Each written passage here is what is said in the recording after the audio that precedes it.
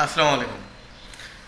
আজকের আলোচনার বিষয় বন্টননামা দলিল ছাড়াই ওয়ারিশান সনদ দিয়ে নিজেদের নামে নাম জারি করতে পারবে সেই বিষয় নিয়ে। অনেকে আছেন যে পিতার নামে রেকর্ড, পিতা মৃত্যুবরণ করার পর যারা উত্তরাধিকার সূত্রে ওয়ারিশ হয়, সেই ওয়ারিশগণ তাদের নিজেদের নামে মিউটেশন বা নামজারি করে নিতে পারবেন। সেই ক্ষেত্রে আপনার পিতার নামে যে রেকর্ড আছে, সেই রেকর্ড বা পর্চা বা খতিয়ান সেটা লাগবে। আর যার যার যে ইউনিয়ন অফিস আছে, ইউনিয়ন পরিষদ আছে, সেখান থেকে একটা ওয়ারিশান সনদ সংগ্রহ করতে হবে। আর পৌরসভার জন্য পৌরসভাতে থেকে সেখান থেকে ওয়ারিশান সনদটা সংগ্রহ করতে হবে।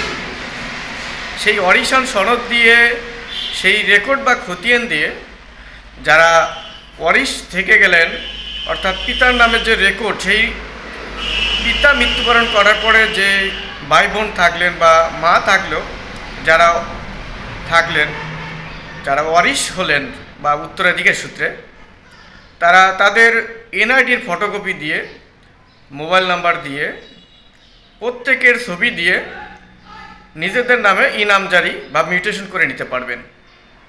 আবার অনেকে আছেন যে রেকর্ডকৃত সম্পত্তি নয়, পিতা জমি কিনেছে, কেনার পর সেটা নামজারি করেছে, সেই নামজারি করার পর সেই ব্যক্তি মারা যায়।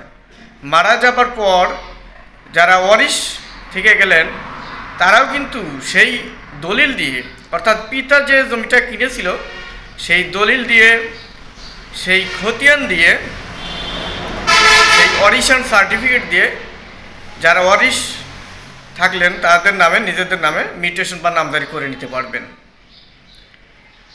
আবার অনেকে আছেন যে পিতা জমি কেনার পর সেটা নামজারি করে নাই, পিতা মৃত্যুবরণ করেছে, সেই ক্ষেত্রেও কিন্তু সেই ওয়ারিশান মূল দলিল আর সেই পর্চা দিয়ে, ছবি, ভোটার আইডির ফটোকপি দিয়ে সেটা নিজেদের নামে মিউটেশন বা নামজারি করে নিতে পারেন। সেই ক্ষেত্রে মিউটেশন বা নামজারি নিজে নিজে করলে সবচেয়ে বেটার, নিজেরা করবেন। সেই ক্ষেত্রে আপনার আবেদনের ফি সহ বেশ কিছু টাকা খরচ হবে, অল্প কিছু টাকা খরচ হবে। ডিসিআর কাটতে আপনার 1100 টাকা লাগবে। আর আবেদনের ফি এরকম অল্প কিছু টাকার মধ্যে আপনারা নিজেদের নামে সেই উত্তরাধিকার সূত্রে বন্টননামা ছাড়াই ওয়ারিশান সনদ দিয়ে নিজেদের নামে মিউটেশন বা নামজারি করে নিতে পারবেন। তো যাই হোক, এরকম যারা আছেন যে মিউটেশন বা নামজারি নিয়ে টেনশনের মধ্যে আছেন যে ওয়ারিশান সনদ দিয়ে কিভাবে পিতা মৃত্যুবরণ করলো, সেই ওয়ারিশান সার্টিফিকেট কীভাবে নামজারি করব, এরকম অনেকে আছেন টেনশনের মধ্যে। আবার অনেকে চিন্তা করেন যে পিতা জমি কিনেছে, এখন আমাদের নিজেদের নামে কিভাবে নামজারি করব, এরকম অনেকে টেনশনে আছেন। তো যাই হোক, তারা এই ওয়ারিশান সনদ দিয়ে সেই ওয়ারিশরা সবাই যৌথভাবে নিজেদের নামে নামজারি বা মিউটেশন করে নিতে পারবেন।